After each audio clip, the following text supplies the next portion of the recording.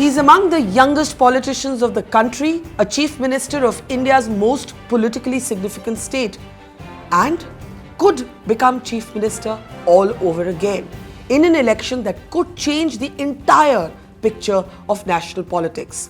Let's bring you, in his own words, Akhilesh Yadav. Akhilesh, एक Y factor कहा जाता है कि आ गया है उत्तर प्रदेश में। एक ज़माने में वाई फैक्टर अखिलेश यादव सुनते थे तो कहते थे कि यादव फैक्टर होगा। अब एक यूथ फैक्टर आ गया है। मैंने बहुत लोगों से बात की, उन्होंने मुझे कहा कि आपकी सबसे बड़ी पॉजिटिव जो एक तरह से उनको लगती है रिलेटेबिलिटी, जो आपको पसंद करते हैं वो कहते हैं भाई हमारी उम्र का है, यंग लोग कहते हैं। Do you believe that youth आपका बिगेस्ट एसेट है कि आपका ट्रैक रिकॉर्ड लेकर आप इस चुनाव में जा रहे हैं?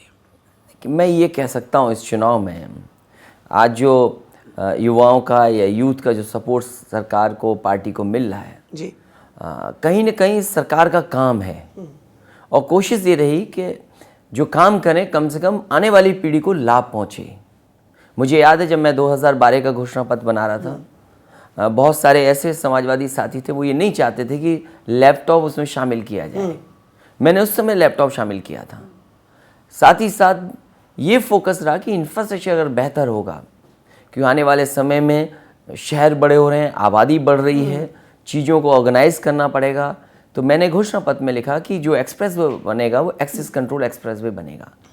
इसी तरह एजुकेशन के सेक्टर में जो बदलाव या जो मेडिकल एजुकेशन में काम हुआ है, नंबर ऑफ सीट्स बढ़ाना, क्योंकि MCI का एक तरीका है, सरकार अपने खर्चे पे कितना पैसा कर सकती है खर्च, तो प्राइवेट और सरकार के मेडिकल कॉलेज, मैं ये कह सकता हूँ हमारी तमाम योजनाएं ऐसी थीं। सरकार की कोशिश ये रही कि जो नौजवान है, युवा है, जिसकी ज़रूरत है कि आज वो पढ़ना चाहे, डॉक्टर बनना चाहे, इंजीनियर बनना चाहे, नौकरी चाहे, रोज़गार चाहे, वो तमाम चीज़ें सरकार के माध्यम से हों। वही कोशिश मैं समझता हूँ आज सरकार की सबसे बड़ी उपलब्धि बन रही है कि अगर एक्सप्रेस वे बना है तो 2 शहरों को, गाँव को जोड़ा है। वहीं अगर लैपटॉप दिया है तो न जाने कितनी कहानियाँ होंगी उसके पीछे। जिसको लैपटॉप मिला होगा पता नहीं वो नौकरी कर रहा है, कहाँ आगे पढ़ाई कर रहा होगा। मुझे आज तक शिकायत नहीं मिली। जो भी मुझसे मिला है उसने कहा कि इस योजना से लाभ मिला है, उसके परिवार को सबको समझने और सीखने का मौका मिला। पर आपने एक बहुत इंटरेस्टिंग बात की, आपने कहा कि आपको मनाना पड़ा, आपके जो पार्टी के वरिष्ठ नेता थे, शायद किसी अलग सोच के जो नेता थे, उनको मनाना पड़ा कि भाई लैपटॉप देना कोई बुरी बात नहीं, अच्छी बात है। तो एक तरह से एक न्यू समाजवादी पार्टी की बात होती है, एक नई समाजवादी पार्टी जो आपने क्रिएट करने की कोशिश की है। इसमें आपके लिए जेनरेशनली पुराने नेताओं के साथ कितनी चैलेंजेस आए? देखिए, लैपटॉप बताना और समझाना, मैंने उनसे कहा कि देखिए ये टेक्नोलॉजी कम से कम इतनी आसान है कि भाषा कोई सी हो वो चलेगी इस पर। वो क्या बोलते थे? वो थोड़ा सा लगता था उनको कि हम हट रहे हैं अपने जो कोर वैल्यूज से। मैंने उनसे कहा कि इस सिद्धांत से हम कहीं नहीं हट रहे हैं। आज जरूरत इस बात की कि जो आने वाली पीढ़ी है, जमाने के हिसाब से अगर समाजवाद नहीं चलेगा, समाजवाद ये नहीं कहता कि आप टेक्नोलॉजी को नहीं अपना सकते हैं। अगर दूरियां बन जाएं लोगों में इस बात को कि कुछ लोग जानते हैं कंप्यूटर, आज बात हो रही है डिजिटल डिवाइड की, मैं समझता हूँ डिजिटल डिवाइड कैसे खत्म होगा? आखिरकार कहीं ना कहीं आपको लोगों तक इन चीज़ों को पहुंचाना पड़ेगा। शायद मैं समझता हूँ उत्तर प्रदेश 18 लाख लैपटॉप बांटने के बाद कोई गांव ऐसा नहीं होगा जिसमें समाजवादी लैपटॉप ना पहुंचा हो या उस योजना से लोगों को लाभ ना पहुंचा हो, शहरों में भी। अच्छा, ये जो गठबंधन है, अब ये एक तरह से इसको भी पोजीशन किया गया है कि ये 2 यंग लीडर्स हैं, अखिलेश यादव और राहुल गांधी।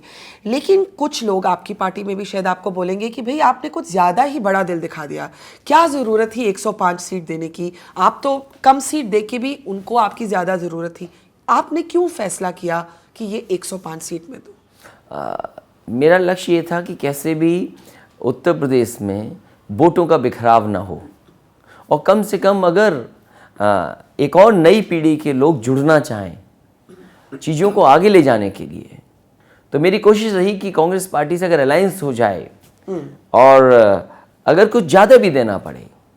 मैंने तो अपने पब्लिक मीटिंग्स में कहा कि जिस व्यक्ति का बड़ा दिल होता है उसके साथ दोस्ती बड़ी हो सकती है, और अगर कंजूसी से कोई रहेगा तो शायद दोस्ती नहीं उतनी दूरी तक चल सकती है।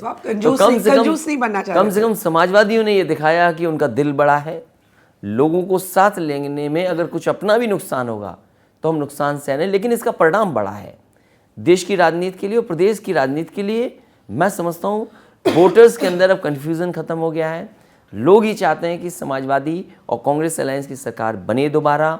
खासकर समाजवादी लोग, हालांकि उन्हें नुकसान थोड़ा उठाना पड़ा है, लेकिन मैं कह सकता हूँ ये नुकसान का भरपाई सरकार बनने के बाद हो सकती है, क्योंकि प्रदेश को बहुत कुछ समाजवादी लोग दे रहे हैं। इस प्रदेश को तमाम वो चीज़ें दे रहे हैं वो सोचा नहीं जा सकता था। लोग नहीं मानते थे कि 23 महीने में एक्सप्रेस वो 302 किलोमीटर का बन सकता है। सरकार बनेगी, यही एक्सप्रेस वे मैं गाजीपुर और बलिया तक ले जाना चाहता हूँ। मेरी कोशिश ये है कि उत्तर प्रदेश के किसी हिस्से से अगर कोई व्यक्ति अगर लखनऊ आना चाहता है तो 5-5.5 घंटे में कम से कम वो आ जाए। पर आप ये मानेंगे कि आपको राहुल गांधी की कम ज़रूरत है और राहुल गांधी को आपकी ज़्यादा ज़रूरत है, इतना तो मानते हैं? देखिए, उत्तर प्रदेश के लिए तो ये मैं कह सकता हूँ यही बात है। सच है ना? क्योंकि उनका संगठन और उनकी ताकत जितनी होनी चाहिए थी इधर, क्योंकि उन पार्टी के लोगों ने काम नहीं किया। अब तो ज़मीन पे चीज़ें दिखाई दे रही हैं, लेकिन मैं समझता हूँ ये उन्हें मौका मिला है जुड़ करके कुछ काम करने का। ये हमेशा मौके नहीं मिलते राजनीति में। उन्होंने क्या वो जो एक रिस्पेक्ट आपको मिलनी चाहिए थी, ये सब माइंड में रखते हुए क्या आपको मिली है? क्योंकि कुछ लोगों को लगा कि जब आप लोगों की पहली जॉइंट प्रेस कॉन्फ्रेंस हुई तो Rahul Gandhi was the more aggressive and assertive presence. हालांकि अगर ये मूवी होती तो इसमें लीड रोल तो आपका है। तो आपको लगा क्योंकि आप थोड़े मेलो अपने तरीके से आप कर रहे थे, वो थोड़े ज़्यादा असर्टिव हो रहे थे, तो आपको थोड़ा उसको देख के अजीब लगा कि भाई हीरो तो मैं हूँ, यहाँ पर सपोर्टिंग कास्ट वाले हीरो बनने चले हैं। हालांकि राजनीति में अगर परिणाम के लिए चिंता की जाए तो मैं समझता हूँ इन चीज़ों की कोई मतलब नहीं बनता। और जो हिस्सा उन्हें रोल प्ले करना था वो अपना हिस्सा और लोगों को या प्रेस को बताने में मैं समझता हूँ काम कर रहे थे। और जो मेरा तरीका है, मेरा अपना तरीका है जी। मैं जैसा हूँ वैसे ही रहूँगा, वो जैसे हैं वैसे ही रहेंगे। लेकिन जहाँ तक किसी को नीचा करना, किसी को ऊंचा करना, ये मैं समझता हूँ मेरे ख्याल में नहीं आया। और मैं इन चीज़ों को ख्याल में इसलिए नहीं रखता हूँ कि अगर संबंध और दोस्ती रखनी है और कुछ बड़ा हासिल करना है तो मैं समझता हूँ इन चीज़ों का कोई मायने नहीं रखता। तो आप कह रहे हैं ये गठबंधन कांग्रेस के लिए एक मौका है कि वो अपने संगठन को दोबारा खड़ा करें? मैं कह सकता हूँ इस बात को, और आप उनकी मदद कर रहे हैं उनकी संगठन को खड़े करने में। मैं मदद नहीं कर रहा हूँ, मैं उन्हें मौका दे रहा हूँ। और क्योंकि आप कंजूस नहीं होना चाहते, आप बड़ा दिल दिखाना चाहते हैं। मैं ये कहता हूँ प्रदेश और देश के लिए बहुत कुछ किया जा सकता है। जो निराशा लोगों में आई है बीजेपी और उनके सहयोगियों से, मैं समझता हूँ यूपी जैसे प्रदेश जहाँ सबसे बड़ा प्रदेश है, 70 से ज़्यादा एमपी जीते, शायद वो कुछ नहीं दे पाए 3 साल में। ये बजट भी आया, ये भी बजट चला गया वैसे ही का वैसे। क्या आपको क्या टिप्पणी है बजट पर? मैं तो ये कह सकता हूँ कि निराश किया है। देश हमारा बड़ा है, हालांकि प्रदेश हमारा बहुत बड़ा है, आबादी बढ़ रही है, और अगर हम ग्रोथ रेट और हम अगर देश को नहीं संभालेंगे तो नौकरियां कहाँ से देंगे लोगों को, रोज़गार कहाँ से देंगे? हम कितना भी कुछ कहें, लेकिन हमारी अगर तरक्की खुशहाली के साथ चीज़ें नहीं जुड़ेंगी तो शायद नौकरी रोज़गार देना मुश्किल होगा। हमारे शहर बड़े हो रहे हैं, गाँव की अर्थव्यवस्था बदल रही है, तो कम से कम शहरों को क्या मिले, शहरों की क्या ज़रूरत है, गाँव हमारे कैसे खुशहाल हों, ग्रामीण अर्थव्यवस्था कैसे बेहतर, इन पहलुओं पर सोचना चाहिए। अगर नहीं काम होगा तो मैं समझता हूँ देश को जो परिणाम मिलने चाहिए वो नहीं मिलेंगे परिणाम। इस चुनाव में नोटबंदी कितना बड़ा मुद्दा रहेगा? नोटबंदी का असर आम लोगों में दिखाई दे रहा है और सब परेशान हुए हैं। किसान रहे हों, मजदूर रहे हों, नौजवान या कोई भी रहा हो, व्यापारी, उद्योग चलाने वाले लोग, सबको परेशानी हुई। और सरकार ने नासमझी में बिना तैयारी के ये नुकसान किया है।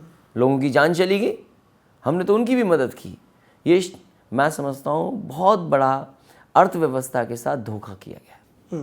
पर ये चुनावी मुद्दा है कि नहीं है? ये चुनावी मुद्दा है और लोग देखिएगा इस बार फिर लाइन में लग करके उन्हें परेशानी याद आएगी जब वो बैंक के आगे लाइन में लगे थे। इनके कई कार्यकर्ताओं के साथ व्यवहार अच्छा नहीं हुआ जब ये वोट मांगने गए। कई खबरें ऐसी भी हैं, मुझे जानकारी है कि यहाँ जहाँ ये लोग समझाने गए कि नोटबंदी से यही असर पड़े, शायद उनको बहुत अपमान का सामना करना पड़ा। जो लीडरशिप अपनी लीडरशिप को बताने गए, जो लोकल लीडरशिप जो समझाने गई नोटबंदी से, मैं समझता हूँ नोटबंदी से जो उनका लक्ष्य था वो साफ नहीं था कि वो आखिरकार चाहते क्या थे। भ्रष्टाचार को ख़त्म करना, मैं समझता हूँ लोगों को जागरूक करना पड़ेगा। 2 व्यक्ति अगर खुद तय कर लेंगे कि हमें भ्रष्टाचार नहीं करना तो नहीं होगा, लेकिन ये जोड़ देना कि नोटबंदी से भ्रष्टाचार खत्म हो जाएगा, काला धन वापस आ जाएगा, ये बात गलत थी। हमारा आपका लेन देन काला सफ़ेद होता है, ये पैसा काला सफ़ेद नहीं होता। ये लेन देन में हम कितना जागरूक कर सकें लोगों को, लेन देन को हम कितना साफ तरीके से पॉलिसी के माध्यम से या कोशिशों के माध्यम से चीज़ें ठीक कर सकें, तब शायद परिणाम अच्छे आए।